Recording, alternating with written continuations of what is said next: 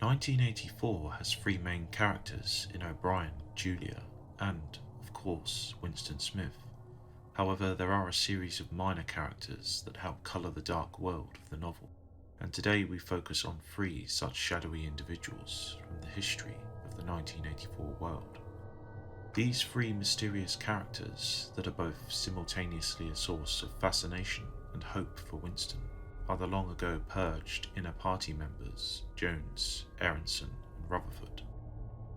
These men are recalled by Winston as leading party members from its earlier years, who had been condemned, publicly tried, and eventually executed.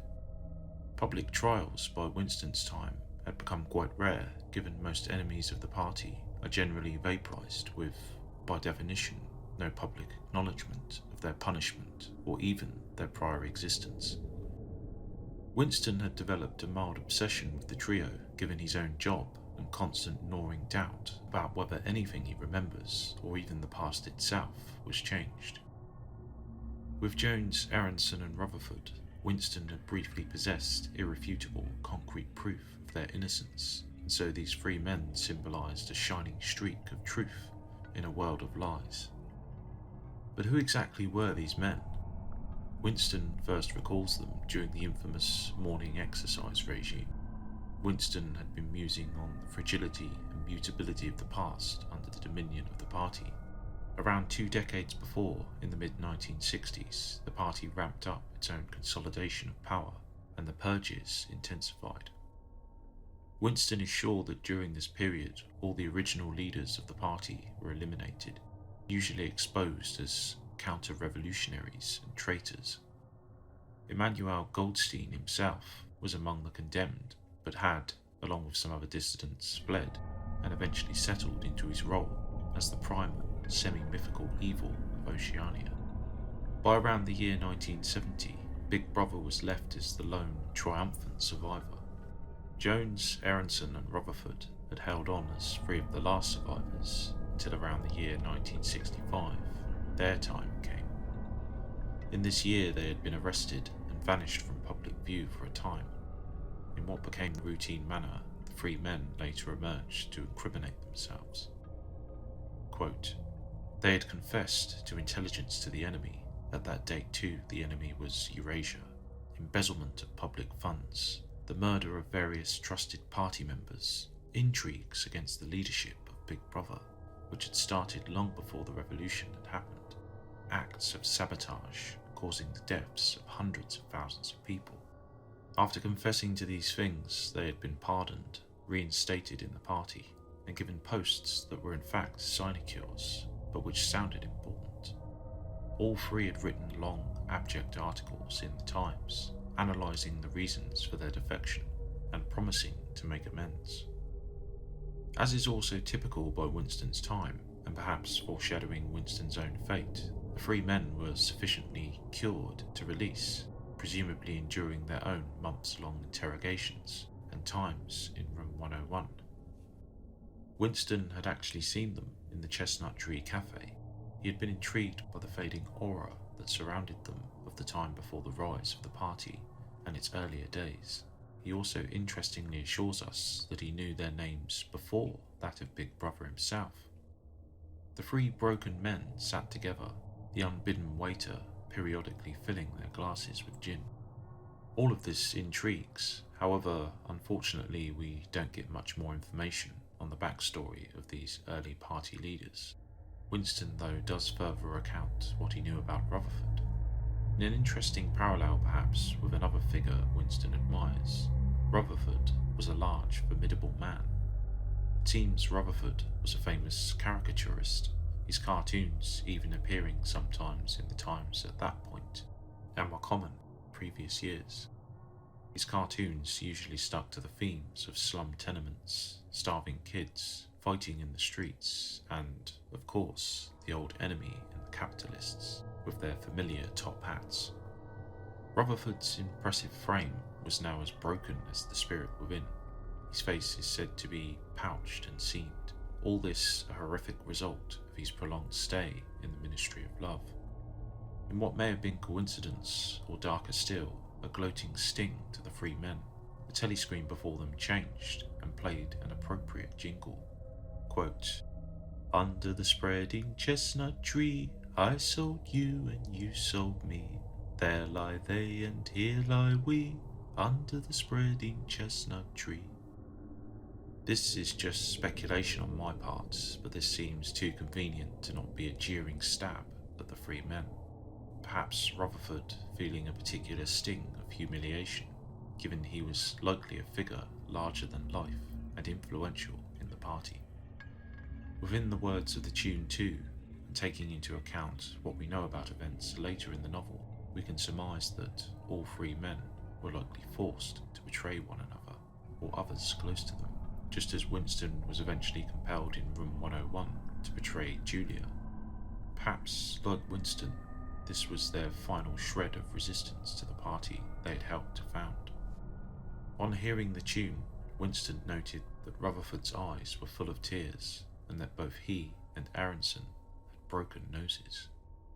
Eventually, as was usual, all three men were rearrested on new charges. After confessing once again and reiterating their guilt on all the previous charges too, they were finally executed. Unusually by Winston's time, they were not, however, vaporized. Their histories and fates were recorded for posterity, a small honour perhaps granted given their prominence and thus propaganda value in further instilling fear into everyone else.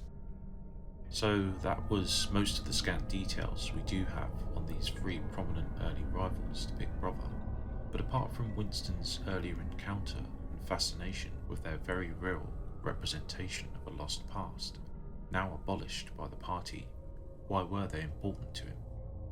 Winston, in the same section of the book, elaborates that around half a decade after these events in 1973, he had been given a Times article to alter as part of his job in the Ministry of Truth.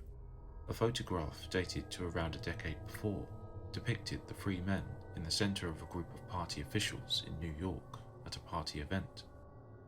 As the date had been Midsummer's Day, Winston had remembered it well and knew that one of the details of the trials of the three men was that they had, at that exact date, been on enemy soil in Siberia to confer with members of the Eurasian General Staff. For Winston, of course, this was final, irrefutable evidence that the confessions of the dead men had, undoubtedly, been lies. Though upon thinking back, Winston would have perhaps kept the significant photo, at that time he instinctively destroyed it as a matter of self-protection. Julia later dismisses the whole incident and significance of the photo, arguing, probably correctly, that he could have done little to nothing with it, even if he had kept it, though Winston had retorted that if he had dared to share it with anyone, it may have stirred some to question their beliefs. I think the significance was more personal, given Winston's own work. Winston, of course, works in the records department. His job is to rectify public records to accord with whatever the current party take is on matters. A huge example of this is when later in the story, the enemy of the moment shifts and the whole public media must be altered to conform to the new reality, a process that has Winston working around the clock with the rest of his colleagues to achieve it. Winston frequently agonizes over the mutability of the past and even some details about his life. This reality cuts deep, and so, for Winston, even brief possession of the photo that proved, beyond doubt, a particular lie upheld by the party was akin to striking gold in a desolate land. Later on in the novel, during his interrogation, the three dead men become the focus of strife between Winston and O'Brien. Winston initially fails to control his own memory to align with the party's history of the men.